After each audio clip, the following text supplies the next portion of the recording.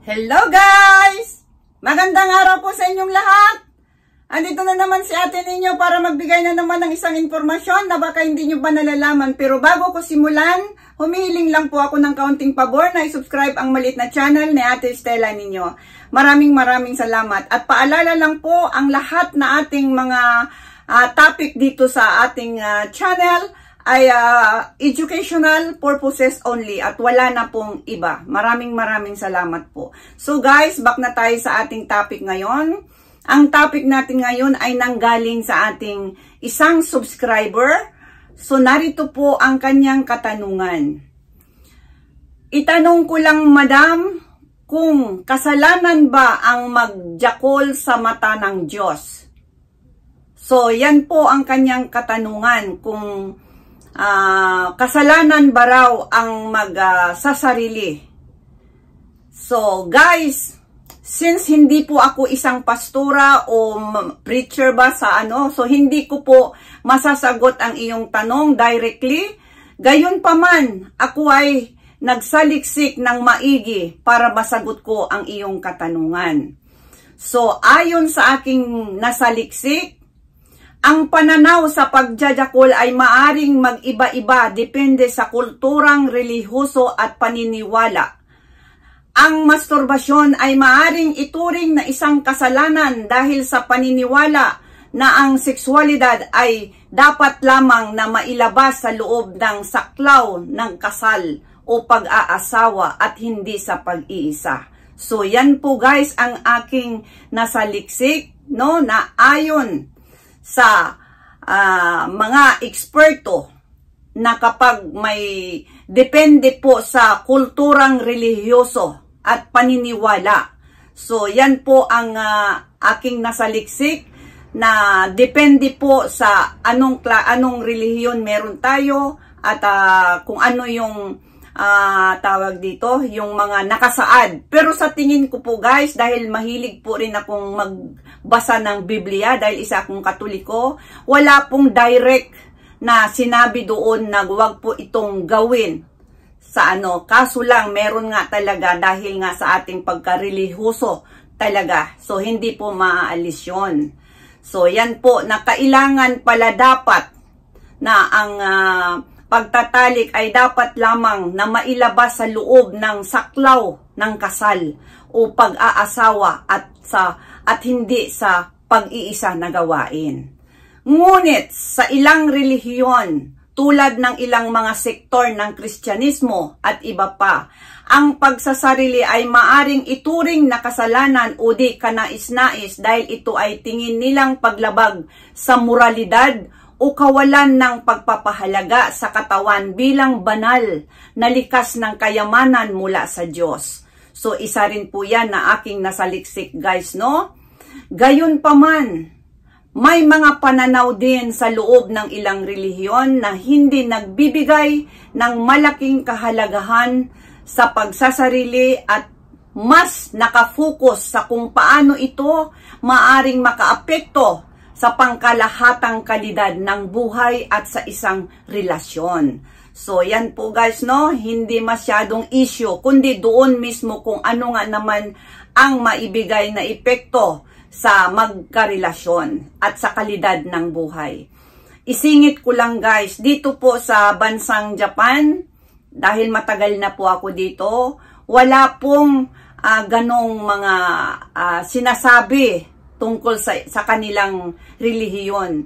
Dahil pati ang aking mister, kapag hindi ka pwede o halimbawa nagbuntis ako o yung tawag dito, yung merong dalaw, ay open po, nagsasarili po yan halos araw-araw. At dito po sa Japan, halos lahat po ay gumagawa. Dahil nga, yun na nga sinabi ko po guys, na hindi po lahat na bansa ayon lamang sa paniniwala sa isang relihiyosong kultura. So hindi natin sabihin na bawal sa Pilipinas, bawal sa Japan, hindi po. Depende po yun sa kulturang relihiyoso at paniniwala. Pero alam nyo ba guys, isisingit ko lang, parating sinasabi, no? Kagaya may isang bansa na napaka-relihiyoso. Pero alam nyo ba guys, na bawal sa kanila ang magsasarili. Pero ayon lamang sa tawag dito, sa sinasabi. Pero ngunit, napaka 99% ang gumagawa. So, anong masasabi natin doon? Mahirap, di ba guys, na parating sinasabi na ito'y kasalanan, ngunit ginagawa naman. So, yan po yung aking saliksik, no, sa pangalawang paragraph na talagang sa iba ay hindi po ito maganda sa isang relihiyosong yung tawag dito, yung paniniwala. So, kaya sa pangkalahatang kalidad ng buhay at relasyon ay dapat lamang nating isaisip din kung dapat ba talagang ginagawa natin ang pag-iisa, no? Pero dahil sa konteksto ng modernong kaisipan, so papasok tayo sa modernong kaisipan, maraming tao ang sumusuporta sa idea na ang pagsasarili ay isang normal at hindi nakakasama. Particular na sa kung ito ay ginagawa ng responsable at hindi nakakapinsala sa ibang tao. So, ayan po guys, sa modernong kaisipan ng maraming katauhan, ay ang pagsasarili ay hindi po, tawag dito, hindi po, kumbaga sa kanila, hindi kasalanan. Kasalanan lamang ito kapag ito'y ginawa sa hindi magandang paraan at labag sa batas. At alam nyo naman guys, dito sa Japan, halos lahat gumagawa, mababae o malalaki man ay nagaano yan sila, no? Pero wala po akong nakita na hinuli dito dahil nagaano siya, no? Nagsasarili siya tapos hinuli. Wala pa akong nakita, matagal na po ako dito sa Japan. Kaya nasa tao pa rin yan. Responsable mo na talaga na huwag kang makapinsala sa ibang tao. Kahit anong pang gawin mo dyan, kahit magtambling-tambling, kahit araw-araw mo pang gawin yan, as long na hindi po ito nakakapinsala sa ibang tao, sa tingin ko rin po, aking sariling opinyon, ay wala naman po sigurong masama. Dahil nandito po ako nakatira sa isang mayaman na bansa at lahat open dito. Hindi ko rin sinasabi na aware po ako sa lahat ng mga bagay, pero kabilaan dito, mag-rent ka lang ng ng mga malaswang meron po. No? So, wala po akong nakikitang dahil sa ginagawang pagsasarili ay meron ng mga kababalaghang ginagawa dito labag sa batas. Wala pa po akong nakikita, nalalaman. So, yan po, no, kailangan natin ng responsable sariling at hindi nakakapinsala sa ibang tao. So, ito naman sa aking, sa pangkalahatan, ang pananaw hinggil sa pagsasarili ay isang personal na bagay at maaring mag-iba-iba depende sa mga paniniwala at prinsipyo ng bawat individual.